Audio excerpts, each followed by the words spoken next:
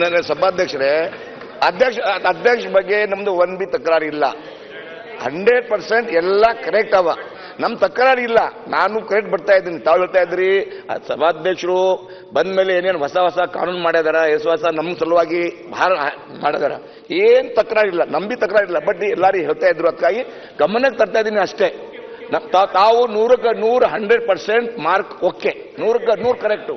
But ಈ ತರ ನಮ್ ನಿನ್ನೆ ಫೋನ್ ಮಾಡಿದ್ರು, ಜನ ಬಂದಾರ ಬಿಡ್ಡೆ ಅಕ್ಕ ಹೇಳ್ತಾ ಇದ್ದೀನಿ ನಾನು. ಬಾಕಿ ಎಚ್ ಕೆ ಪಾಟೀಲ್ ಅವರೇ, ನಮ್ಮ ಎಕ್ಸ್ಪ್ರೆಸ್ ನಲ್ಲಿ 4 ಟೈಮ್ MLA ಇಂಥ ಸ್ಪೀಕರ್ ನೋಡಿಲ್ಲ ಹೇಳ್ತಾ ಇದ್ದೀನಿ. I am agri. ಬಟ್ ಏನಿದೆ ಗಮನ ತರಬೇಕು ಅಷ್ಟೇ.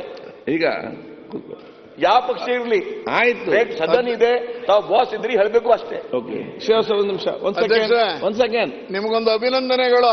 ನಿನ್ನೆ ನಿಮಗೆ ಒಂದು ಪ್ರಶಸ್ತಿ 25,000 ರೂಪಾಯಿ ನಗದು ಪ್ರಶಸ್ತಿ ಪುರಸ್ಕಾರವನ್ನ ರಾಜ್ಯದ ಜನತೆ ಪರವಾಗಿ ನಿನ್ನೆ ತಮಗಾಗಿದೆ ಅಂತ ಇವತ್ತು ಮಾಧ್ಯಮದಲ್ಲಿ ಓದಿದೀವಿ. ನಿಮಗೆಲ್ಲರ ಪರವಾಗಿ ಅಭಿನಂದನೆಗಳು ಅಧ್ಯಕ್ಷರೇ. ನೋಡ್ರಿ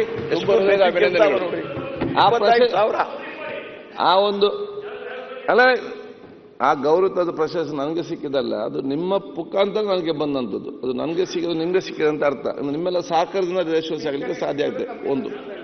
ಒಂದು ಚವನ್ ಅವರೇ, ನೀವೆಲ್ಲ ನಮಗೆಲ್ಲ ಅರ್ಥ ಆಗ್ತದೆ.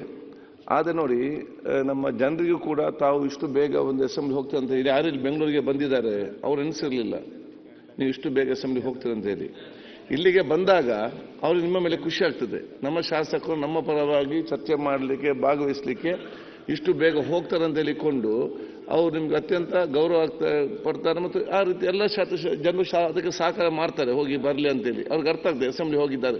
ಯಾವಾಗ ನೀವು ಅಲ್ಲಿ ಬೆಳಿಗ್ಗೆ 8 ಗಂಟೆಗೆ ಎದ್ದು 7 ಗಂಟೆಗೆ ಎದ್ದು ಟೀ ಕುಡಿದು ಆರಾಮ 8ರಿಂದ 10:30 ಗಂಟೆ ತನಕ ಆರಾಮದಲ್ಲಿದ್ದೀರಾ, ಆಗ ನಿಮ್ಮ ಮತ್ತೆ ಜನ ಕೆಲಸಕ್ಕೆ ಬರೋದು. ಯಾವಾಗ ನೀವು ಬ್ಯುಸಿಯಾಗಿದ್ದಂದ್ರೆ ಅವ್ರಿಗೆ ಕೂಡ ಅರ್ಥ ಆಗ್ತದೆ. ಒಂದು. ಎರಡನೇದು, ಬೆಳಿಗ್ಗೆ 8 ಗಂಟೆಗೆ ಇದು ನಮ್ಗೆ ಯಾವಾಗಲೂ ಇರುತ್ತೆ. 3 ತಿಂಗಳಿಗೊಮ್ಮೆ ನಮಗೆ ಅಧಿವೇಶನ ಬರುವಂಥದ್ದು. ನಿಗದಿತ ಸಮಯದೊಳಗೆ ನಮಗೆ ಎಲ್ಲ ಸದಸ್ಯ ಮಾತಾಡಬೇಕು, ಬಿಲ್ಲು ಪಾಸ್ ಆಗಬೇಕು, ರೆಸೊಲ್ಯೂಷನ್ ಆಗಬೇಕು, ಚರ್ಚೆ ಆಗಬೇಕು, ರಿಪ್ಲೈ ಆಗಬೇಕು. ಇದೆಲ್ಲ ಈ ಟೈಮ್ ವ್ಯಾಪ್ತಿಯಲ್ಲಿ ಮಾಡುವಾಗ ನಾವು ಸ್ವಲ್ಪ ಬೇಗ ಎದ್ದು ಸ್ಟಾರ್ಟ್ ಮಾಡ್ತೇವೆ. ಸೊ ಬೆಳಿಗ್ಗೆ ಎದ್ದು ರಾತ್ರಿ 11 ತನಕ ನಿಮ್ಮ ಚುನಾವಣೆ ಸಂದರ್ಭದಲ್ಲಿ ರಾತ್ರಿ 2 ಗಂಟೆಗೆ ಮಲಗಿ ಬೆಳಿಗ್ಗೆ 5 ಗಂಟೆ ಎದ್ದು ಹೋಗುವುದಿಲ್ಲ ಓಟು ಗೆಲ್ಲಲಿಕ್ಕೆ. ಇದು ಕೂಡ ಚುನಾವಣೆ ಎನಿಸಿಕೊಳ್ಳಿ, ಒಂದು 10 ದಿವಸ ಚುನಾವಣೆ ಎನಿಸಿಕೊಂಡೆ ಆ ರೀತಿಯ ಒಂದು ಮೈಂಡ್ಸೆಟ್ನಲ್ಲಿ ಬರಬೇಕು. ಜನ ನಿಮ್ಮನ್ನೆಲ್ಲ ಇದಕ್ಕೆ ಜಾಸ್ತಿ ಗೌರವ ಸಲ್ಲಿಕ್ಕೆ ನಾನು ಬಯಸ್ತೇನೆ.